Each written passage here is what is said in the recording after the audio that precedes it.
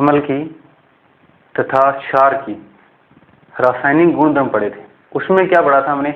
अम्ल की धातु के साथ अभिक्रिया पढ़ी थी, अम्ल की धातु और कार्बोनेट के साथ अभिक्रिया पढ़ी थी, अम्ल धातु हाइड्रोजन कार्बोनेट के साथ अभिक्रिया पढ़ी थी, अम्ल तथा क्षार की अभिक्रिया पढ़ चुके थे। उसके बाद हमने पीएच स्केल भी देख लिया था, प्रबल क्षार भी पढ़ा था, प्रबल अम्ल भी पढ़ा था, ये सारी चीजें पढ़ ली थी। आज हम पढ़ेंगे दैनिक जीवन में पीएच का महत्व। दैनिक जीवन में पीएच का महत्व। देखो, दैनिक जीवन में पीएच का महत्व क्या होता है? सबसे पहले हम बात करते हैं कि हमारे जो दैनिक जीवन में हमारे खाना पानी, हम मतलब कोई पानी पीते हैं या कोई मतलब ऐसी बहुत सारी जो घटनाएं हमारे दैनिक जीवन से जुड़ी हुई हैं, उसके अंदर पीएच का क्या महत्व? जैसे मैं अगर बात करें, अपने पास यहाँ पे 5 टॉपिक दे रखे हैं। इस 5 टॉपिक में पहली बात लिखी गई है पेट में अम्लीयता। पेट में अम्लीयता, तो इसके बारे में बात कर लेते हैं। देखो, पेट में अम्लीयता का मतलब क्या हो गया? पेट में अम्लीयता का मतलब ये होता है कि हमने कुछ ऐसी चीज खा ली जो क्या है, बहुत ज्यादा खट्टी है, और बहुत ज्यादा खट्टी है तो हमारे को खट्टी खट्टी डकारी आने लग जाती है, या हमने कुछ ऐसी चीज खा ली जिसके अंदर अम्लीयता की मात्रा क्या है, ज्यादा है, जिसकी वजह से हमारे को पेट में क्या हो जाती है, एसिडिटी यानी अम्लीयता हो जाती है, यानी कि अत्यधिक मात्रा में अम्ल हो जाता है। उस चीज को हम क्या बोलते हैं? एसिडिटी बोलते हैं या अम्लीय बोलते हैं। अब क्या होता है, जैसे हमारे पेट के अंदर एक अम्ल छोड़ा जाता है, यानी कि मैं यहाँ लिख देता हूँ, पेट में आमाशय के द्वारा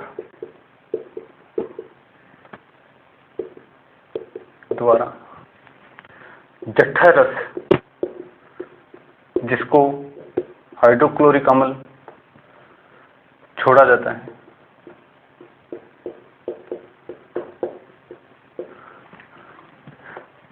और जब खाद्य पदार्थ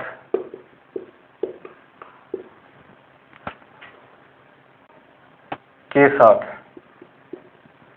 आमाशय का पीएच मान, पीएच मान 5.6 से क्या हो जाता है, कम हो जाए, तो इस स्थिति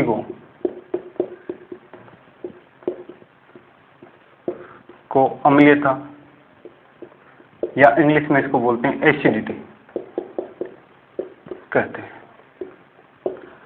अब बात करते हैं इसका उपयोग क्या किया जाता है। देखो, हमने टीवी में ऐड देखी थी कि कोई आदमी है, वो क्या करता है, समोसा खाता है, समोसा खाने के बाद उसको लगता है कि पेट में क्या हो रही है, जलन होने लग जाती है, और जलन होने लग जाती है तो वो क्या करता है, इनो देता है, और इनो क्या करता है, 6 सेकंड में काम पूरा करता है। अगर काम करे 6 सेकंड में, इसका मतलब हम क्या करते हैं, इनो लेते हैं। यानी कि अगर मैं बात करूँ इनो नहीं है तो हम यहाँ पे एक प्रति एसिड लेते हैं, प्रति अम्ल लेते हैं, और प्रति अम्ल की जगह क्या लेते हैं, milk of magnesia, milk of magnesia. Milk of magnesia यानी कि इसको बोलते हैं मैग्नीशियम हाइड्रोक्साइड,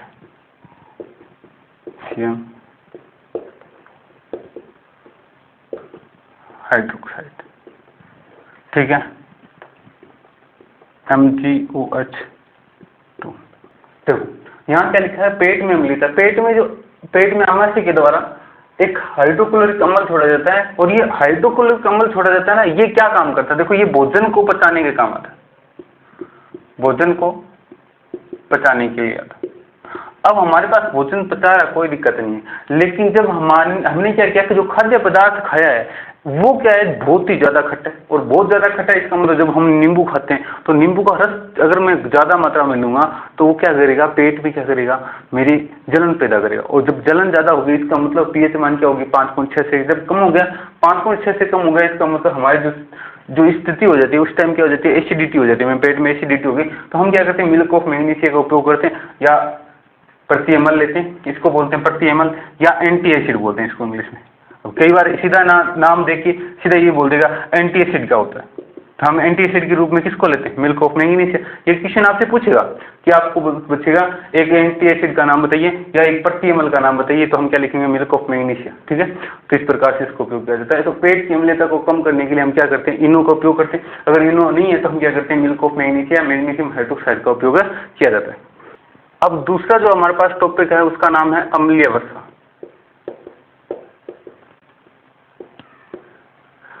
ये हम पढ़ चुके हैं कि अम्लीय वर्षा क्या होती है। अम्लीय वर्षा का दो घटक होते हैं, पहला कौन सा होता है नाइट्रस ऑक्साइड और दूसरा कौन सा होता है सल्फ्यूरिक ऑक्साइड।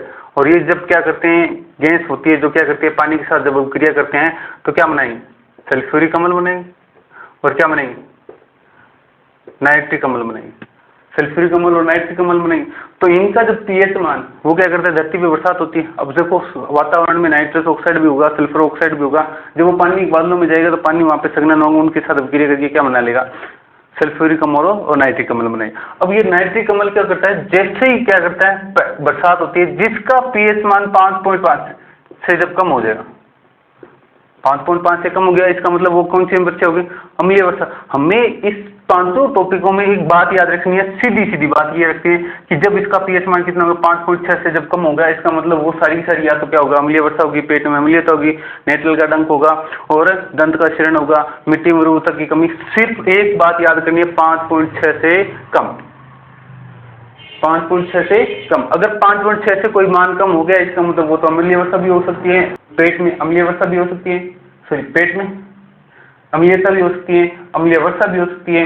और 5.5 से कम हो गया इसका मतलब अम्लीय वर्षा, 5.5 से कम हो गया इसका मतलब मिट्टी में उर्वरता की कमी हो जाएगी, 5.5 से कम हो गया इसका मतलब दांतों का क्षरण होना स्टार्ट हो जाएगा। ये सारे के सारे मान किस पे डिपेंड करें 5.6 पे कमी। ठीक है, अब बात करते हैं अम्लीय वर्षा को हम क्या करते हैं। अम्लीय वर्षा की वजह से जो नदी होती है नदियों में जो जीव होते हैं जीव को क्या पहुंचती है हानि पहुंचती है।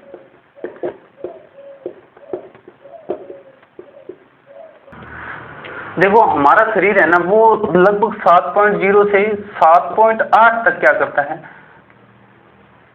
पीएच मान तक हमारा शरीर क्या करता है सर्वाइव करता है। यानी कि अगर पीएच मान 7.7 जो गया 7.8 तक क्या करता है हमारा शरीर क्या करता है सर्वाइव करता है। यानी कि इस परास में क्या करता है हमारा शरीर कार्य करता है, इस परास पर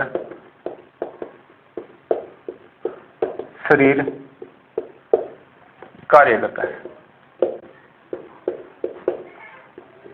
अब पीने के लिए पानी हमारे को चाहिए, नहाने के लिए भी चाहिए, सब कुछ करने के लिए क्या चाहिए पानी चाहिए। वर्षा का पीएच मान 5.6 से कम हो जाता है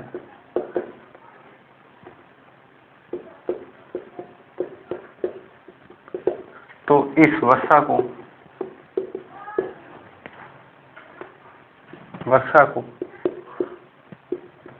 अम्लीय वर्षा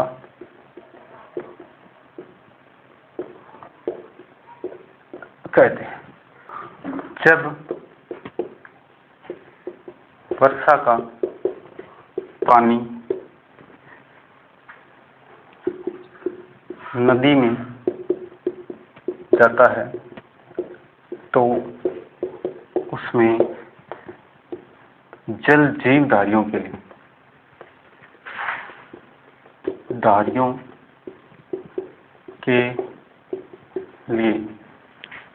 उत्तरजीविता कठिन हो जाती है। यानी कि अगर बात करें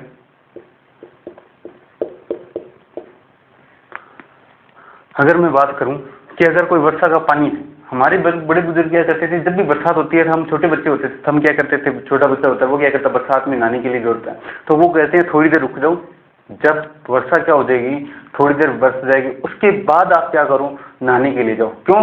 क्योंकि जब क्या करेगा पहली बरसात यानी कि जब बरसात आएगी तो उसके अंदर क्या होगी सल्फ्यूरिक एसिड और नाइट्रिक एसिड की मात्रा क्या होगी ज़्यादा होगी, जिसकी वजह से हमारे को चरम रोग यानी खुजली होती है। जब भी हम क्या करते हैं बरसात में भीगते हैं तो हमारे को ऐसा लगता है कि हमारे शरीर में क्या हो रही है खुजली हो रही है या सूजन होने लग जाती है, जलन होने लग जाती है। इसका मतलब हमारे शरीर में जैसे कोई एसिड जाता है तो हमारे शरीर में क्या होती है सूजन या जलन होना स्टार्ट हो जाती है। इसका मतलब तभी बड़े बुजुर्ग बोलते थे थोड़ी देर रुक के फिर बाद में आप बरसात में जाओ नहाने के लिए, तब आपको क्या होगा सल्फ्यूरिक अम्ल और एसिटिक अम्ल की मात्रा नाइट्रिक अम्ल की मात्रा क्या होगी कम हो जाएगी। ठीक है, तब आप नहाने के लिए जाओ। ठीक है, इसलिए हम अम्लीय वर्षा का इस प्रकार से काम में आते हैं।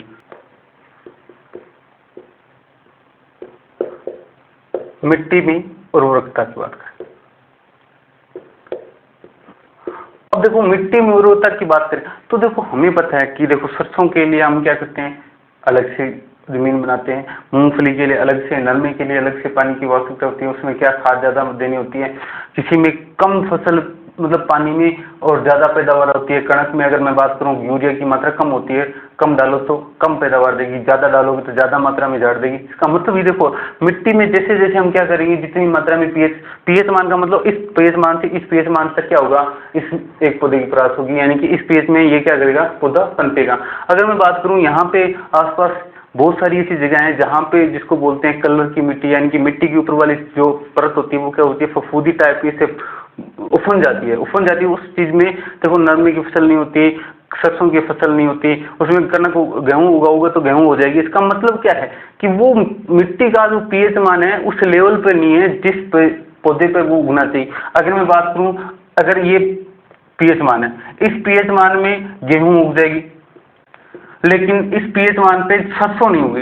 इसका मतलब ये होगा कि जो सरसों का पीएच मान चाहिए वो इस मिट्टी में नहीं है, और वहां पे जहाँ पे गेहूं हो रही है इसका मतलब उसको क्या मिल रही है, पीएच मान मिल रहा है पर्याप्त मात्रा में। इसका मतलब क्या है कि मिट्टी में ऊतक अगर कमी आ जाए, जैसे मैं बात करें पीएच में कमी आ गई, अब पीएच का मतलब ये होगा पीएच मान कितना कम होना चाहिए, जब 5.5 से क्या हो जाएगा, कम हो जाएगा। इसका मतलब क्या होगा, उस मिट्टी में क्या होती है उर्वरता की मात्रा क्या हो जाएगी, घट जाएगी, और घट जाएगी इसका मतलब क्या होगा, आपको वो फसल नहीं होगी, और फसल जब नहीं होगी तो इसको क्या करते हैं, हटाने, मतलब उर्वरता को बढ़ाने के लिए हम क्या करते हैं, जैविक खाद का उपयोग करते हैं। जैविक खाद नहीं है तो हम क्या करते हैं, चूना जिसको बोलते हैं जिप्सम का उपयोग करते हैं। वो डालने के बाद आपको क्या मिल जाएगी, पैदावार क्या हो जाएगी, बढ़िया हो जाएगी। यानी कि चूने में क्या होता है, क्षारीयता होती है, और जब चूने में क्षारीयता होगी, क्षारीयता क्या करेगी, अम्लीयता को क्या कर देगी, कम कर देगी, तो पीएच मान क्या हो जाएगा, बढ़ जाएगा, और बढ़ते क्या होगी, मिट्टी में क्या होती है, उर्वरता की मात्रा बढ़ जाएगी। ठीक है, ये इस प्रकार से। अब ये बात करें तो आता है दंत क्षरण। हमने 3 नंबर ये पढ़ा था, और चौथा ये आता है दंत क्षरण। अब देखो दंत क्षरण का मतलब क्या होता है, हमारे शरीर का सबसे कठोरतम भाग कौन सा होता है, दांत होता है या जबड़ा होता है। जबड़े की बात करें तो जबड़ा बहुत ज्यादा मजबूत होता है, मजबूत हड्डी होती है, लेकिन दांत वाला हिस्सा है ना वो बहुत ज्यादा क्या होता है, कठोर होता है।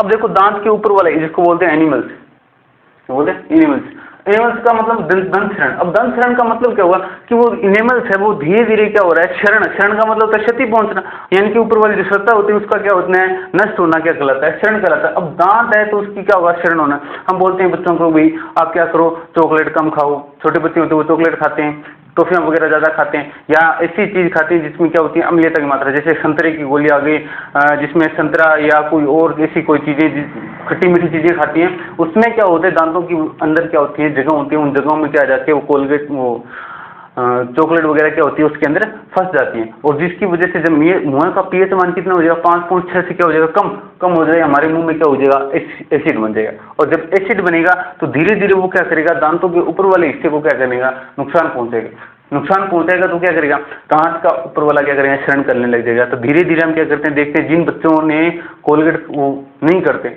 दांत पेस्ट नहीं करते, टूथपेस्ट नहीं करते, ठीक है, तो वो क्या होगा, दांतों को क्या होता है, क्षरण होने लग जाता है। ठीक है, उनके दांत खराब होने लग जाते हैं, धीरे धीरे कीड़े पड़ने लग जाते हैं, उनके दांतों के ऊपर वाला हिस्सा क्या हो जाता है, खराब होने लग जाता है। तो वो स्थिति कौन सी कहलाती है, दंत क्षरण कहलाती है। जब दंत क्षरण का मतलब होता है मुंह में भोजन के खाद्य पदार्थ के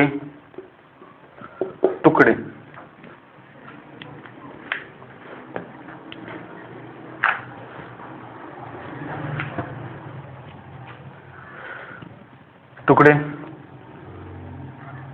दांतों के बीच फंस जाते हैं, तो धीरे धीरे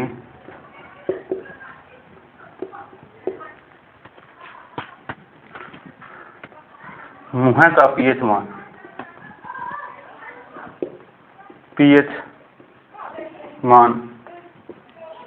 घटता जाता है।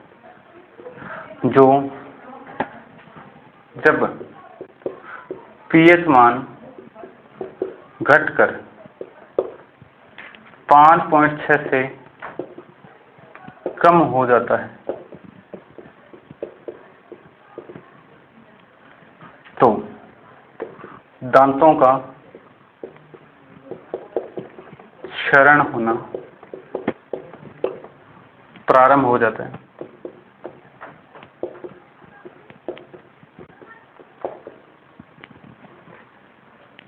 प्रारंभ हो जाता है।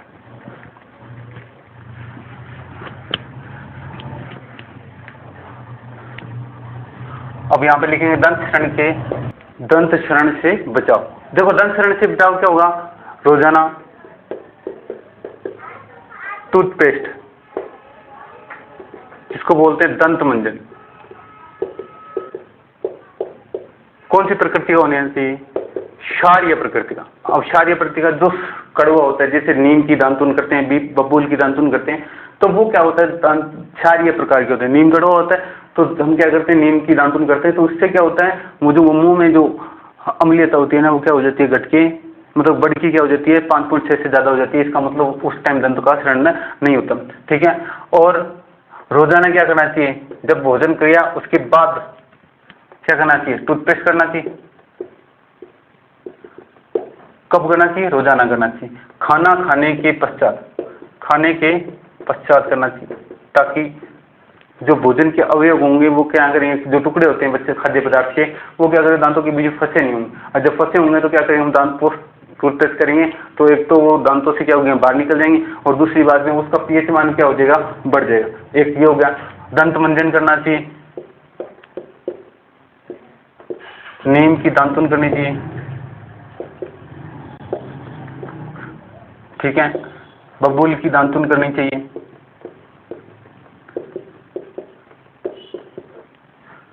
ये क्या है, दंत क्षरण से बचाव। आज के लिए बस इतना ही। जय हिंद, जय भारत।